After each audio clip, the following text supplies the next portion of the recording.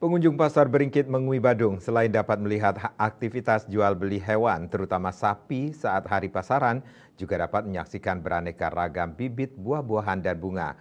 Keberadaan stand bibit buah-buahan ini sudah ada sejak lama di pasar hewan terbesar di Bali tersebut.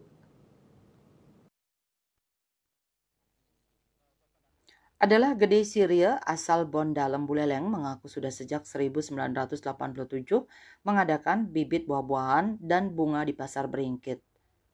Namun sebelumnya pria usia 73 tahun ini mengaku berjualan bibit buah-buahan secara berkeliling sejak tahun 1970 menggunakan kendaraan di Singaraja. Jenuh keliling, Siria kemudian memilih menyewa stand di pasar Beringkit. Pengunjung pasar pun merespon positif. Tiap hari ada saja pengunjung yang mendatangi standnya. Biasanya kunjungan ramai tiap pasaran yaitu hari Minggu. Malang Pak. Malang. Langsung Pak mereka? Iya. Kadang 2 minggu Pak sekali, kadang sebulan Pak, tergantung Pak. Terus Tergantung orang pembeli. biasanya pembelinya rame di Ramai saat seminggu Pak. hari Minggu. Kalau ngurangi sebulan. Kalau setengah 55%, 2 minggu. Bisa Pak.